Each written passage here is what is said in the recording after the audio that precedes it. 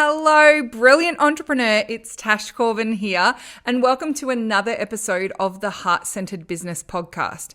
It's time for another Q&A episode of the podcast, and today I'm answering Andrea's question about whether or not it's possible to niche too narrowly.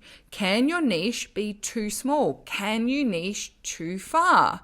So if this is something you've worried about or you're still experiencing some niche resistance, this is going to be a super helpful episode for you. Let's dive in. I'm Tash Corbin and this is the Heart-Centered Business Podcast. A big thank you to Andrea Jordan for this question for today's podcast episode. You can find out more about Andrea and her amazing services over at learndiscoverbefree.com. Andrea is a business strategist and systems expert and can help you make your business run smoother and more easily. Andrea asks, is it possible to niche too far? Meaning, is it possible to restrict your niche so much that your business is no longer sustainable? Are there warning signs that maybe you have gone too far with your niching? This is a fabulous question, Andrea, and it's definitely something that I've encountered in a lot of my client work and particularly in the Takeoff program. Before I jump into answering your question, first and foremost, let's make sure we are all on the same page about what a niche is. So your niche is not the service that you provide, the area that you want to be working in, or all the people who could benefit from your services. Your niche is the group of people that you focus on when you are marketing your products and services. So even though your modality or your services may be helpful for all people who are entrepreneurs or all mums or all people who have trouble with fear, that doesn't mean that is your niche. Your niche is where you are focusing your energy and attention when you are marketing your products and services. With that in mind, your niche generally changes and grows as you get better at marketing your business. For some people, their niche gets more and more narrow. For others, as their business grows, their niche gets further and further apart. It gets to be a wider and larger niche.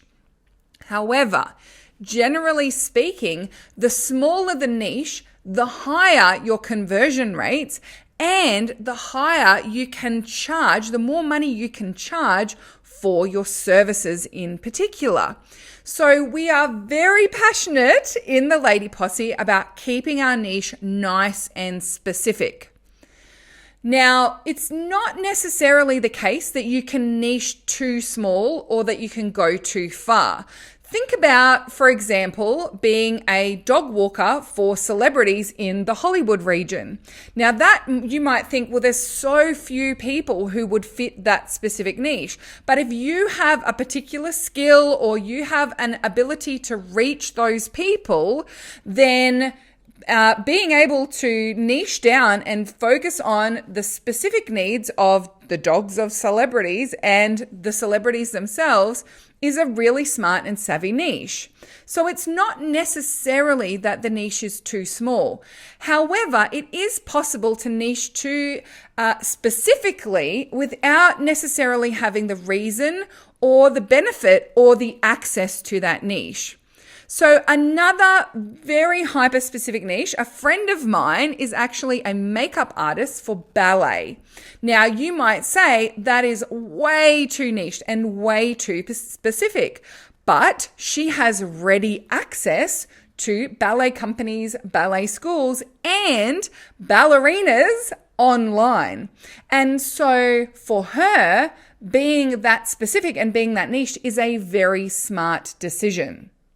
However, if she didn't have access to that audience, then it may be difficult to get traction niching that specifically. So it's not necessarily that it's possible to niche too far or to go too small, because if you think about the guy who made that $200,000 rocking horse for Jay-Z and Beyonce when they bought it for Blue Ivy, he can afford to be really, really specifically niched and very, very focused in. because he's charging such high rates and he's getting such good money for his work, then technically, if he wants to make $200,000 a year, he only needs to find one client. So it's not necessarily that the niche can be too small, but we also want to ensure that you are able to access that niche and that you're able to access an appropriate number of people for your business to be sustainable. So I've got a couple of niche tests for you that might help you work out whether you are being too specific or whether this is just a mindset issue and we can get on with the business of growing your business and really focusing on that niche. So niche test number 1 is it reasonable to believe that there are 10,000 people in the world that fit this niche? So that is niche test number 1. So if it is reasonable to believe that there are 10,000 people in the world who would fit that niche, then I would say your niche isn't too specific. Let's go and get those 10,000 people. Let's go and find them. Using the law of 1%, if you find those 10,000 people, reach those 10,000 people and can convert 100 of them into paying clients, then you might decide, 1, I'm going to broaden my niche now, or 2, I'm going to focus on higher conversion in that very hyper-specific niche. So in most cases, when I ask this niching question to people and this testing question, they're like, oh no, there's definitely over 1 million people who fit my niche. And we can see that it's not a matter of niching too specifically. It is reasonable to think that you can go out and get in touch with those 10,000 people.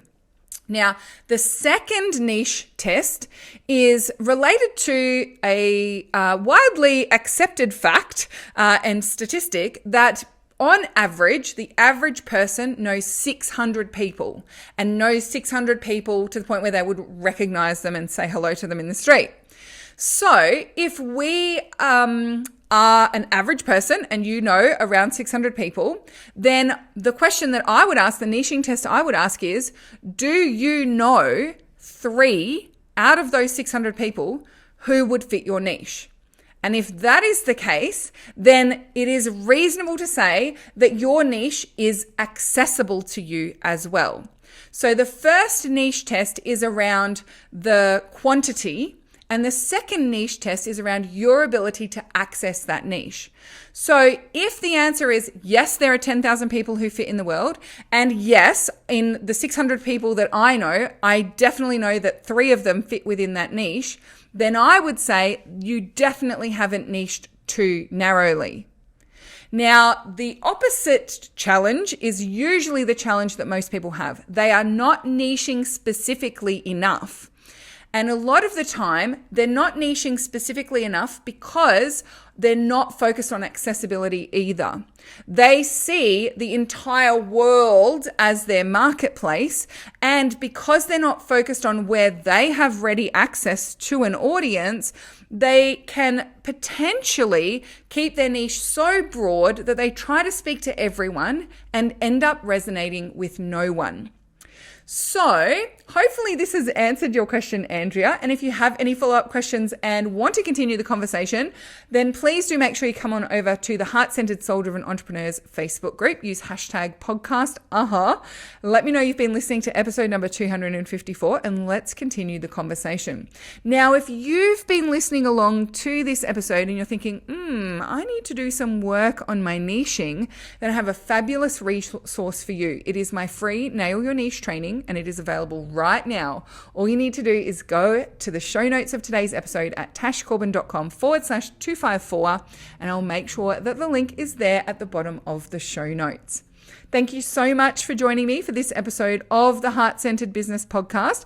Thank you again, Andrea, for your fabulous question. And until next time, I cannot wait to see you shine. Bye for now. Would you like more tips, tools, and resources to help you grow your heart-centered business? Head to tashcorbin.com today.